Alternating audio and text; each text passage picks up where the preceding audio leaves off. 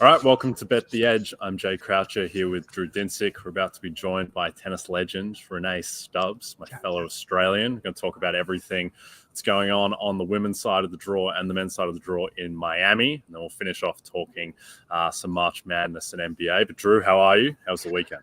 The weekend was beautiful. Finally getting out of the winter here in Southern California. Had some sun and some beautiful spring conditions. It was delightful. The basketball was it was exciting. I wouldn't say it was good, but chaos continues to reign in March Madness. I think anyone who kind of came into this year with the idea of it's pretty flat, anyone could make to the Final Four, is feeling pretty patting themselves on the back. I don't remember another draw where we had this many, congratulations to John for coming through the absolutely brutal West. How was your weekend, Jay?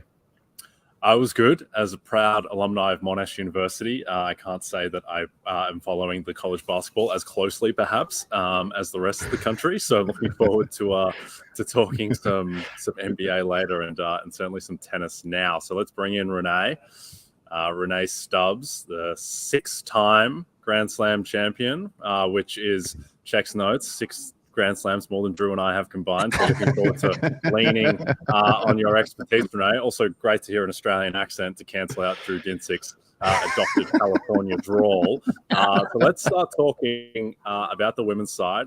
Barbara Krejcikova against Aryna Sabalenka, who are 2 of the 4 best players in the world right now, I would say. What's your breakdown of this matchup, Rennae? Absolutely. Certainly Kvitova has let us all know, don't forget about me. Remember, I was 2 in the world not that long ago. So she's come back from long COVID problems and injuries. And really over the last couple of months, she's let everybody know, yeah, that's the player I remember that I used to be that won the French Open. I think this is a really great matchup just because Krejcikova loves the ball hit right into that slot around the knee area. And she loves pace. That's why she plays Sabalenka so tough. But the difference is that Sabalenka, just if she can control the service problems, which she had last week in the finals against Rybakina in Indian Wells, then she's, again, the favorite in this match. I think it'll go 3 sets. It's like often that these two go the distance, mainly because they're both so good. Even when Sabalenka was leading very comfortably in the last couple of matches, a set, Krejcikova finds a way to get back into the match. Sabalenka gives you those couple of games, right? 3 or 4 games where she sort of goes off the boil a little bit, whether it's with the first or second serve, and she allows you to get into the match. So I think it'll go 3. I think that Sabalenka will win. It's a quicker court than Indian Wells. Not that favors either of them too much, but I just think Sabalenka will get it done today. But it'll be close. You bring up a couple of really good points there. Notably that these two have faced each other relatively recently, twice. We have I remember the head-to-head in Dubai very clearly because Sabalenka was in total control of that game and then somehow just absolutely no-showed down the stretch as Krejcikova kind of took, I think, the third 6-1. She exacted a little bit of revenge in the round of 16 at Indian Wells. But when you have when you're up against another elite player and you have head-to-head over and over and over again, would you expect to see either of these players really change their strategies or try to introduce something new? Because obviously they've seen it all relatively recently. How does that impact sort of the way that the match plays out? Yeah, well, I think you kind of hope the bad things that they both do kind of prop up at certain times. Like if you're Krejcikova, you hope that Sabalenka is not serving you off the court. For example, if she's giving you a look at second serves, you can pressure that, right? And you can hope for some double faults, which give you 1 or 2 points a service game of Sabalenka, which is, obviously one of her strengths. So if you can hang around, keep the pressure on her, that Sabalenka does give you a couple of free games just from, brain freezes and lack of confidence in the serve. And then for Krejcikova, the opposite, she's so solid, but then all of a sudden she kind of gives you 1 or 2 games that you just don't expect. So look, I think the bottom line is Krejcikova found her old self against Sabalenka in Dubai in that match, started playing some unbelievable tennis. Like in the 3rd set, Sabalenka, I remember looking up at her coach just going, what do I do? Like there was literally nothing she could do. So it sort of depends. They're both similar in the fact that they can play lights out or they can give you 3 or 4 randomly played games. Okay, well, I strongly agree with you on this going the distance. That's actually one of the bets in my account at plus 150. I was kind of surprised because the more familiarity you have, the more likely that this is just a war of really either one having a tactical advantage. Petra Kvitova, who's kind of come back from a spell of not playing her best tennis. She's been excellent so far in the sunshine. She takes on a woman who I would say has completely reformed and reshaped her game and broken onto the scene, particularly in this tournament in Varvara Gracheva. Do you have a feeling that the dog is live here, as Gracheva has basically just been making short work of her opponents? I think 3 straight sets wins and maybe dropped only a handful of games to this point in the tournament. Yeah, she's sort of a really solid player. She doesn't do anything like glaringly well, like, oh my God, she's got a huge serve, or look at those groundies. She's just tenacious. She doesn't make a lot of unforced errors. She's what we call a tough out to beat, because you've got to really beat her. The person that can do that is obviously Petra Kvitova. The court, as I said earlier, is playing a lot faster than it was last year. It's rolling at about a 39. Last year it was a 33. So if you think about that, it means the ball's skidding off the court so much faster. So I think that really helps Petra Kvitova in this situation. Again, she's that type of player that can give you those random 3 or 4 games where you're like, where'd she go? But if she's serving well, and obviously the court is helping her with the speed of the ball, I think that she wins this match. Can it go 3? Absolutely, because the fact that Gracheva is one of those players that doesn't give up too easily. So again, could go 3 sets. I favour Kvitova if she's serving well and she's patient with herself. Yep. Very interested, Rennae, in your thoughts on Xinwen Zhang and how she's playing at the moment, because I think she has as much upside as anyone. And I think that we expect that, she's someone who's going to be contending for Grand Slams. She hasn't really put it all together yet, but all the pieces are there. What have you seen from her so far? Yeah, I mean, a fabulous player, right? She can do everything. She's the WTA Newcomer of the Year last year. With the trials and tribulations of traveling back and forth to China, which has been a nightmare for the players because of the lockdown situation there, that is just the unknowns. If you can come in, if you can go out, it's like difficult. So, these Chinese players have just had to endure so much, random travel. But she's that really good, solid player, great serve, terrific move around the court, doesn't have a lot of weaknesses in her ground stroke game. So yeah, I'm excited for her to keep getting better and better. And it's nice to see her break out here. I was surprised she didn't do better in Indian Wells. But as I said, the court's playing a little faster, and I think that suits her type of game as well.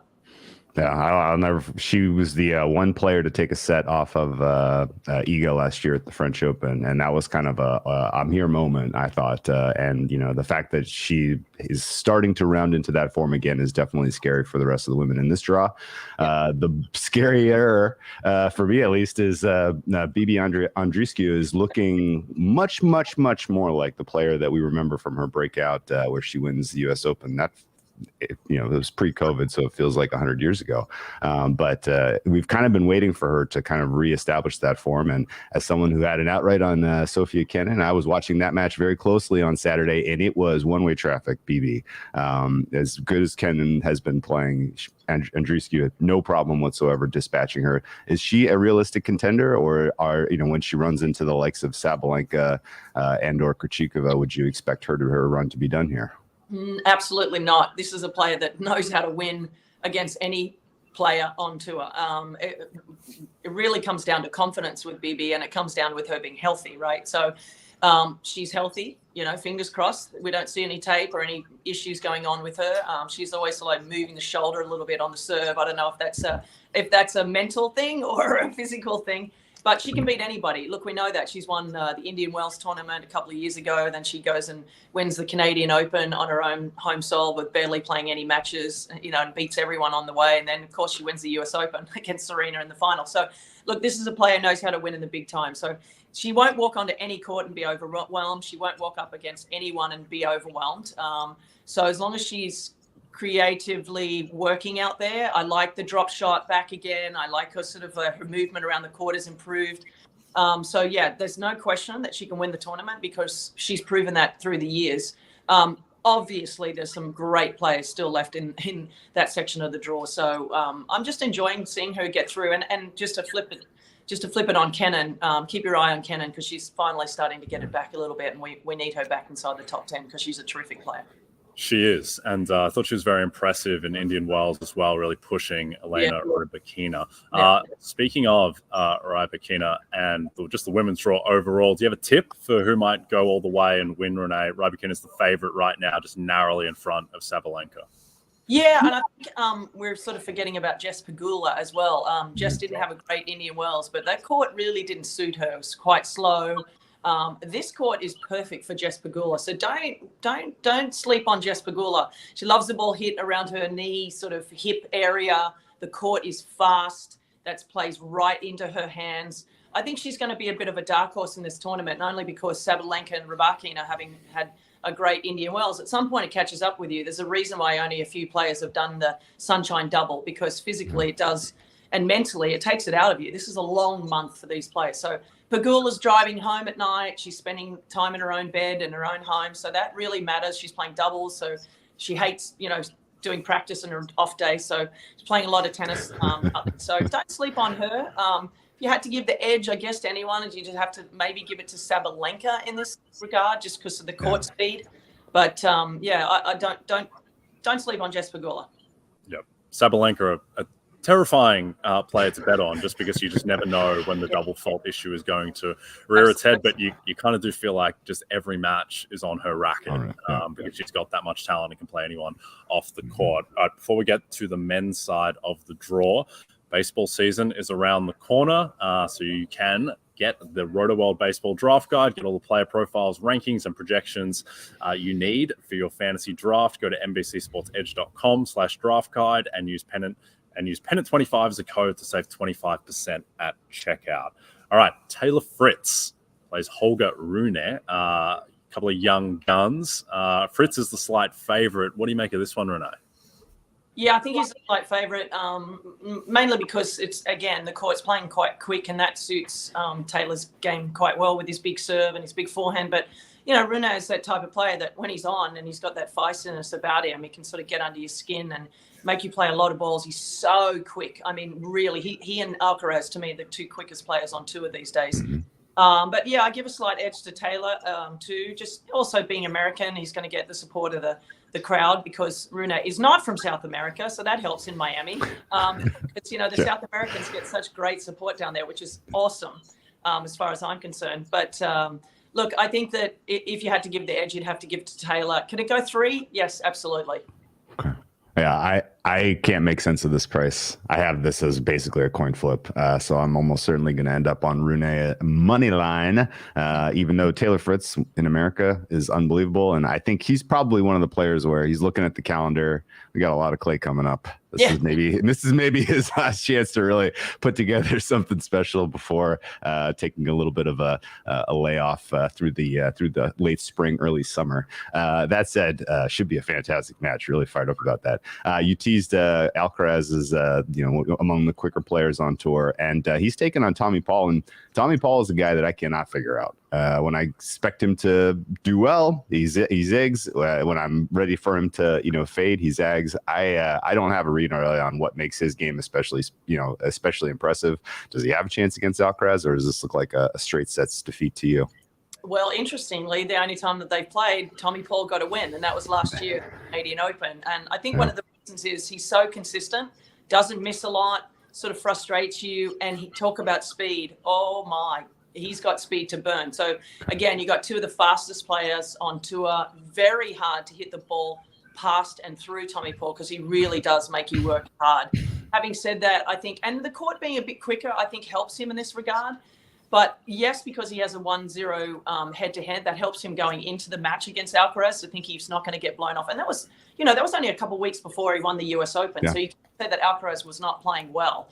But having said that, I think Alcaraz, with the added confidence that he now feels after winning Indian Wells, I think he gets the win. I would not be surprised if this goes 3-2, just because both of them are playing such good tennis. And Tommy's just, as I said, he's a really tough out and he fights. He's like a little pit bull. He grabs hold of your ankle and doesn't let go. No, and he plays a sort of an unusual tennis. You don't really know what to expect from him. He throws in the kick serve. He bangs down some big serves. But as I said, his speed around the court is really what wins him a lot of matches. Yeah, I remember that match between Paul and Alcaraz at the Canadian Open last year, and that was kind of the nadir for Alcaraz, where obviously he had so much hype coming off his clay court season and the dominance. Then he had these just random losses, including the one to Tommy Paul, which he kind of bottled. He had that match in hand and then just lost it. And then since then, he's just been completely dominant when he's been healthy. And what he did at Indian Wells was kind of terrifying, the way he took care of Jannik Sinner, Daniil Medvedev in the final. Rennae, do you expect ultimately that Alcaraz is kind of a class above and will win in Miami overall? I think so, and also because of the fact that he did so well there last year, winning the tournament. And that was really the catalyst for him developing into the player that we know, that we see today. Even though he's only 19 years of age, it's just incredible to think about. I mean, he's talked about wanting to be the greatest player of all time, which is a big ask considering these guys have all won 20+ Grand Slams. But starting at 19 years of age, already having had one Grand Slam under his belt, it's actually quite possible. I never thought I'd say that. But also when you think about Roger, Novak and Nole, they've all had to do that against each other. They're all out of here once Alcaraz starts dominating at 22, 23 years of age. No, there's no Novak, there's no Roger, and there's no Rafa in front of him. So, is it capable for him? And I never thought I would say that about any player.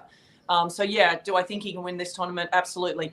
Although I give a little bit more of an edge to Medvedev here because of the speed of the court. And we know how much he hated the court in Indian Wells because of the slowness of the court. That really suited Alcaraz because he can produce his own power. And Medvedev relies on the power at him and sort of, that counter-punching sort of way of playing. And the ball will come to him more on the faster court in Miami.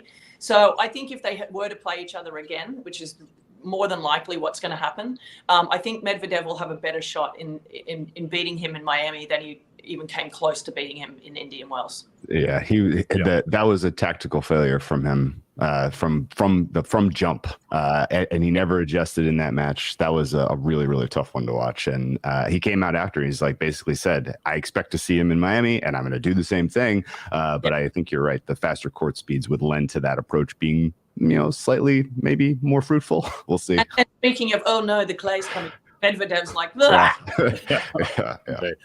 last one for you, Rennae. In terms of Alcaraz just dominating the next 3-4 years and potentially longer, do you think that, I guess most people think that Jannik Sinner and Rennae, those are the two. Do you think what out of those two, is there one that's more likely to really become the threat to Alcaraz in this next generation? I think if Sinner could get a little bit more of that mongrel, as we say in Australia, that just that gritty sort of like, I will go down and like just fight you to the end sort of attitude that Rennae has, and he gives it to Sinner. And then if Sinner could give Rennae a little bit of a, dude, calm the farm, relax, like everything's going to be okay. It's just a tennis point. So if they could both sort of match their personalities, I think that they would be. I think that those two plus Alcaraz could be the next Roger, Rafa, and Novak, because wow, they're all so good. They're also fast around the court. They bring dynamic, play. Rennae and Alcaraz to me play very similarly. They're determined on the baseline, but they do actually like to come into the net and finish off points. And I think once Sinner, thankfully Darren Cahill is his coach, learns how to move forward a little bit more and take those balls out of the air, he's going to be the one to beat as well. But those three are absolutely going to dominate the men's game in the next 10 to 15 years. And I am here for it. Yeah, $1 million question for you. Which of these guys is the heir apparent on grass? Oh, I think on grass, I'd have to go with, Sinner, just because I think that, his serve, but also Alcaraz is not bad. He knows how to slice. He knows how to come into the net. He does like a serve and volley. He throws that in there from time to time. So his willingness to actually move forward helps him a lot. So I don't know. I don't really give a massive edge to any of those three. I think they're all going to learn how to play on it, and they're all going to be very dominant on that surface. I mean, you couldn't have said that about Novak, and look how many Wimbledons he's won. Good point. Yeah, seriously. I think Jannik Sinner just needs to prove to himself that he can be a bad man in the Grand Slam. It's not really his jam. Although, I would say that Sinner and Alcaraz happen to be two of the nicest guys you'll ever meet in your entire life. So it's possible to be nice and be doggedly determined and a bit of a mongrel because Alcaraz is that to the nth degree. Absolutely. Okay, well, Rennae, thank you so much for joining us. Can you tell people where to follow your work and what you're working on at the moment? Yeah, I have a daily show on Amazon Prime Video at 5 p.m. Eastern every day. If you don't catch me on the Power Hour at 5 p.m., you can catch me on the old demand every day. So thanks very much. Thanks for having me, guys. Awesome. Thank you, Rennae. And you can follow Rennae on Twitter at Rennae Stubbs. All right, before we talk some basketball off of that, a reminder to download the RotoWorld app to receive breaking player news all season long. Stay ahead of the competition by favoriting players on your roster. Get the latest injury updates, Drew, player news, and much more delivered right to your phone. It's available in the App Store today. All right, looks like Lamar Jackson is requesting a trade. So we can get into that at a later point. But did you learn that from your RotoWorld app? I did. Yeah, wow. Just flashed across my phone, in fact, and it didn't cost me anything, Drew. Florida Atlantic and San Diego State, I think, have cost people a bit over the tournament. Kicks off the Final Four Saturday, 6 p.m. game. San Diego State -2. Any read on this one, Mr. Dinsick? I mean, the Aztecs. Who would have believed it? I would have believed it. I believed in the Aztecs all along. It was never Alabama. Never. I think -2 is actually perfectly fair. I don't think there's an edge in this game. The Owls and the Aztecs, as we all had kind of expected, playing out in Houston, Texas. I will say this. None of San Diego State's success to this point has been fluky. None of Florida Atlantic's success to this point has been fluky. Both of these teams were playing very, very well over the last month of the regular season into their conference tournaments and into March Madness. And so the fact that these two teams are here, perfectly understandable considering how flat the earth is in college basketball right now. I will say that in general, I'm usually looking for a dog price in this type of a year, and +115 is not enough for me to get involved with the Owls. I think this is probably a game that ends with the final possession, not unlike what we saw with San Diego State Creighton. And if I had to lean on anything, I'd probably looking for an under, but 132 is kind of right where it ought to be. So not a huge edge there. You got a feeling here? No feeling on this one whatsoever. Your point in terms of the mail that I've gotten, I think -2 is correct. So I don't have any big lean on this one. I think maybe in a way the more compelling game is Miami against UConn. UConn 5.5-point favorites. Huskies against the bane of our existence, the takers down of Drake. Miami, much higher total in this one, 149.5. Is 5.5 enough for all of the sudden the dominant UConn outfit? Well, I mean, you said it really. I think in another universe, Drake is here instead of Miami. If Drake holds on at the end of that game, as they were, clearly, 10 points ahead in the last 5 minutes there. Oh gosh.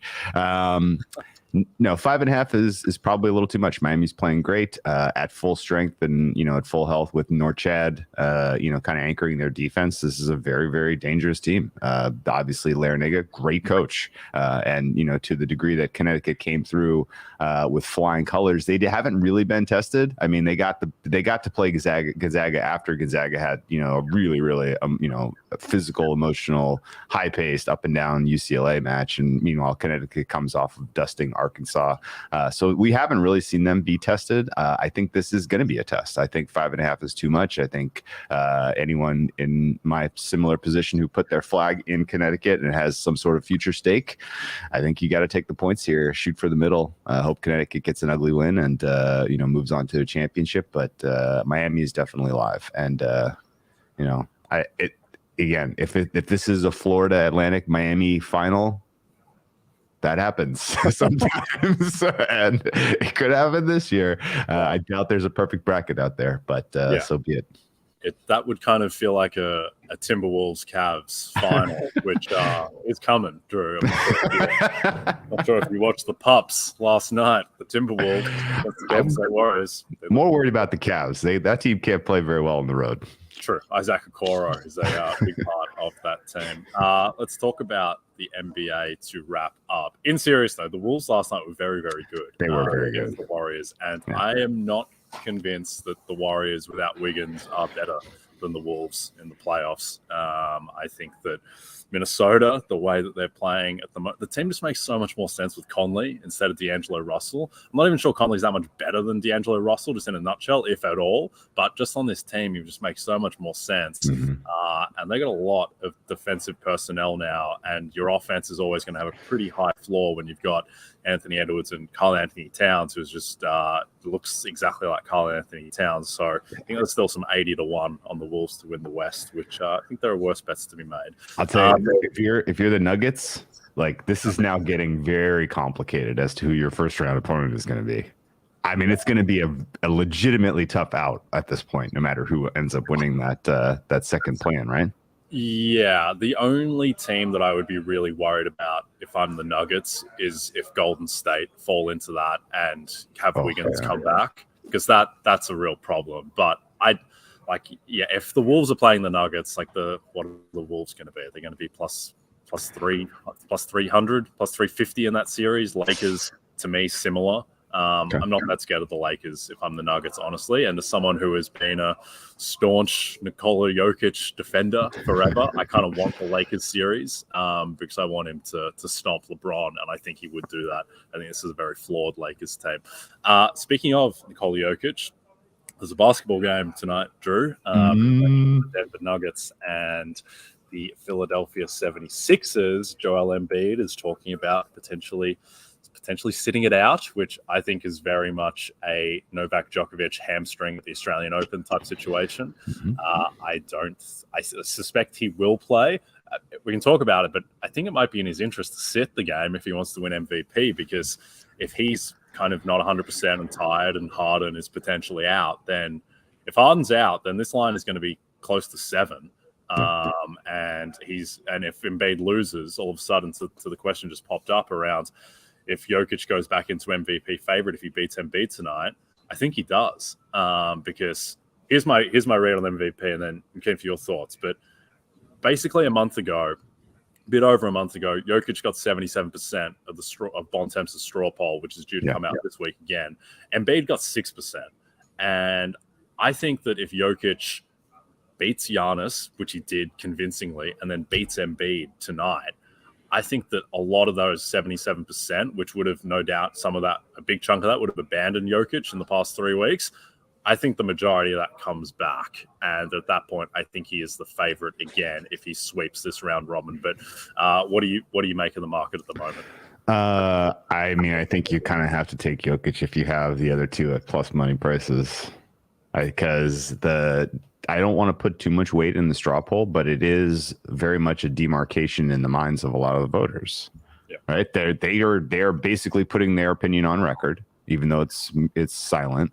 And you're right. Like, if they were going to change their opinion, there was, that, and they may have done that in their, mentally, theoretically, they've changed their opinion to Embiid in the last couple of weeks, but until telling Bontemps that's not memorialized. And Bontemps has basically said he's going to do the poll after this game.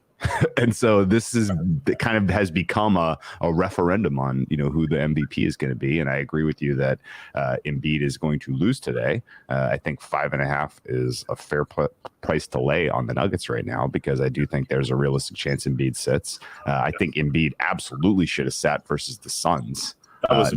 No idea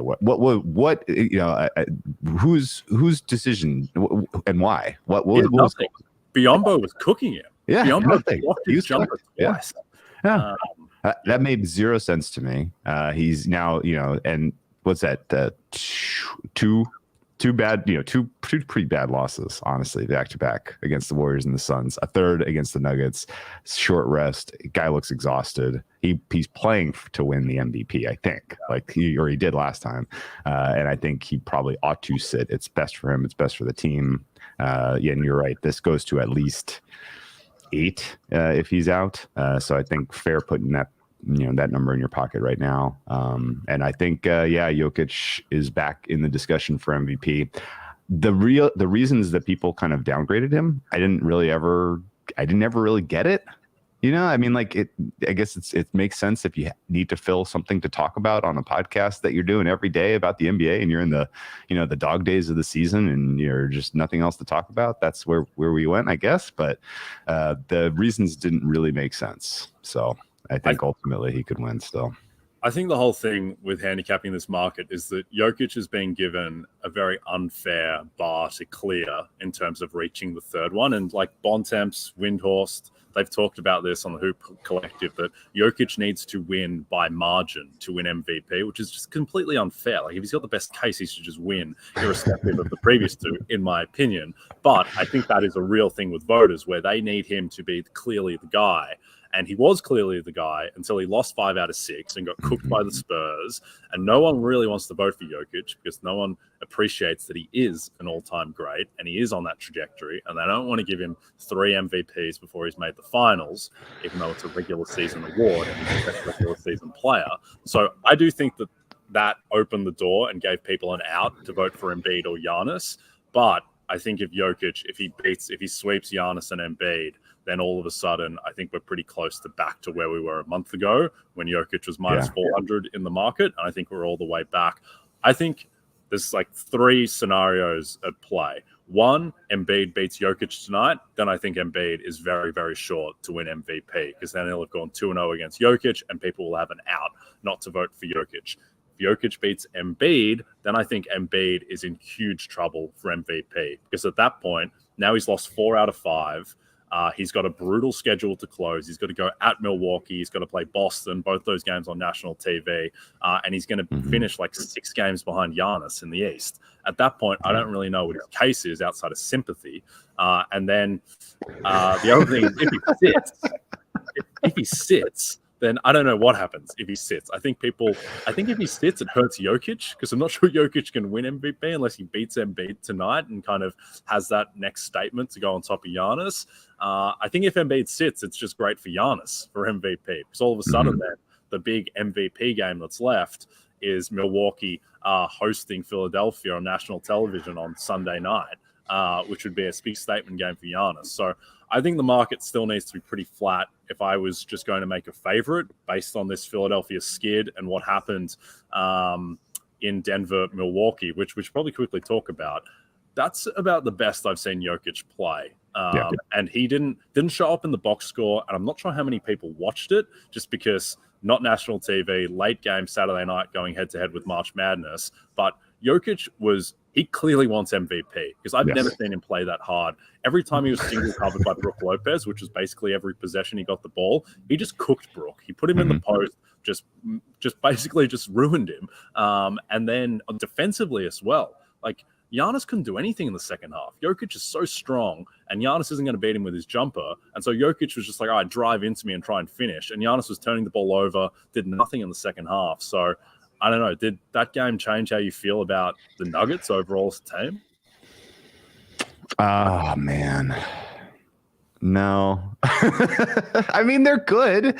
Like like the case to bet or the case not to support them in the futures market is much more about their path through the playoffs than it is anything to do with sort of the makeup of the team, I think. And, their home, the regular season home court advantage that they have at altitude there, I can never get over how big that is. It's enormous. And, somebody like Giannis, who's playing every night, grinding himself into a pulp there, like, yeah, you go to altitude at the end of March, you're going to have a bad second half. Like, it happens. And I don't know. I still think that they are going to have a very, very difficult road here. The idea of potentially Warriors, Suns, and then Grizzlies is your path to the finals. Like, I can't get involved with these prices anywhere close to what they are in the market if that's the path. And it's possible that that's where this is going. So, I think, I don't know. I don't take any regular season win in Denver as being especially meaningful in terms of signal. But for the MVP race, it definitely mattered. I mean, if he was done, if they lost, he was done. Yeah. And all of a sudden he goes from being, I mean, when the Bucks were up, they're up like 12 in the second quarter, and the Bucks money line was minus 200, and Jokic was minus 200 to be out of MVP. And now I think he's probably the favorite again, which is just how quickly these things swing. I think it should be flat. I would have Jokic as the favorite now, but I would take the field over Jokic. Then I would have Embiid second, Giannis third, but Giannis still very alive. And I think tonight, if they both play, I think it's probably loser goes home in terms of MVP, and then Giannis moves into second favorite against whoever wins tonight. But I think all three of these guys can still win. Let's talk about most improved player. Quick comment on that. This award is a bit of a mess. Any thoughts on MIP? Yes, I think Alexander is a bet at the current price, which is around plus 300. This award to me is by far the least predictable and least cogent. And I think the fact that like last year, Ja Morant closed minus 2,000 to win most improved player. And then I think he got 38 first place votes out of 100. And won, there was a gap, but it's not like he won to justify minus 2,000 price. DeJounte Murray, who I think closed the season like 50-1, came second, and when the votes were being done, it looked like he was going to win for a while. I think that this is a very subjective award. I think that it's close enough between Markkanen and Shea that the Jazz kind of tanking their way out of the play-in and resting guys and losing games and getting blown out by the Bucks by 36 points or whatever, and Shea kind of leading this OKC team into potentially a top 8 seed. I think that is enough where Shea can definitely win. I would still make Markkanen the favorite, but I think Shea should be more like plus 170 than plus 300. But what do you think? Yeah, I agree with you because you get your spidey senses tingling. Markkanen probably done for the season, and that serves the Jazz best to keep him off the floor. They would almost certainly be better off not playing him. And then Shea's live, but I do think Oklahoma City at least has to be in the play-in. Like if the Mavs figure something out and get the 10th seed, which is crazy to say it out loud, but your MVP favorite for a lot of the first third of the season, Luka Doncic, now on the 11 seeded Mavs. If the Thunder fall out of the play-in, then people may hold that against him, I guess. But certainly think we're done. We've seen the last of Lauri Markkanen for 2023 season. Minus 400 is, I think, a little too rich. So share pass. Yep. And the last thing I'll say is that with all of these awards, you need to study the schedule and the remaining schedule, because that's the best way to be able to project recency bias at the end of the season and just kind of momentum. And just analyzing the schedule gives you that. Like OKC, their next 3 games are very easy. Utah's rest of the way. Utah have, what have they got? They've got 8 games left, and 7 of them are against playoff teams. And so 1, that incentivizes them to rest Markkanen, and then 2, even if he does come back, he's going to be losing games most likely. Yeah. This is the same thing where, I think it's kind of matters that the East play-in is kind of set now, where the Bulls have effectively locked up 10. So Washington and Indiana are going to have nothing to play for. And oh, by the way, in the last week of the season, the Knicks play Washington and Indiana 3 times. And those teams might have been going all out for wins, and now they're going to have nothing to play for. And so for stuff like 6th man of the year, it matters that Emmanuel Quickley is a lot more likely to finish with, wins in those games as opposed to games that would be closer. So same with Embiid. Embiid's schedule is absolutely brutal the rest of the way, whereas Giannis has more gimme games. So that stuff matters in these races, and is something certainly to pay attention to. Any best bet for tonight in the NBA? I think you got to lay it with the Nuggets. Yeah. The Sixers are out of gas. I don't expect Harden to play. If Harden does play, that actually makes me feel even worse about the Sixers, the way he was playing the last time we saw him. It's bad. He lost them the game against Chicago. Yeah. So this is the Sixers are in trouble. This is an absolutely brutal spot. They realistically probably just, maybe they compete for a half, and then the Nuggets pull the rug out of them. I had a pretty decent stake on the Suns on Saturday. I was sweating that one for a good portion of the game, and then I wasn't. And I kind of feel like that's what it's going to feel like betting the Nuggets tonight. Yeah, I think this is a fake line. It's not going to close 5.5. I think if Harden is in, it probably closes Nuggets backed 3.5, Nuggets -4. Yeah. If Harden is out and Embiid is in, then it's more like 6.5, 7. And then if they're both out, then we're talking double digits if the Nuggets play all their guys too. So I agree that I think the most likely thing is that Embiid will play and then Harden might sit. In which case 5.5 I think is a good bet, and you got a ton of upside where they could both absolutely sit. Which I'd be very interested to see what the all the Embiid MVP hypers, what they say tomorrow morning if Embiid has dodged Nikola Jokic in the big MVP matchup. I think ultimately that'll play in Embiid's head, and even if he's not 100% right, he's just going to play and play like it's Game 7 of the finals. But yeah, that'll be a fun one to track. If Embiid is doing everything in his humanly possible to get this award, does he come out and just play lights out for one quarter and then take a hard fall and go to the locker room? I mean, yeah, it's not the worst play. I mean, the thing is that we talk about these games and kind of like Bill Simmons was talking about his podcast last night and basically intimating that, the winner of tonight's game wins MVP. And yes, it goes a long way to doing that. But at the same time, if Embiid has 50 and a loss, that doesn't really sink him at all, might even firm him. Whereas if Jokic puts up a 40-point triple-double in a 1-point loss and Embiid is 10 of 28 from the floor, like that stuff matters in the race. But certainly the W will go a long way to shaping things. All right, we're done. Don't forget to check out NBCSportsEdge.com for more information to help you with your wagers. Thanks everyone watching on the NBC Sports YouTube channel. If you're listening to us as a podcast, don't forget to rate and subscribe. From Jay Croucher and Drew Dinsick. We'll be back tomorrow.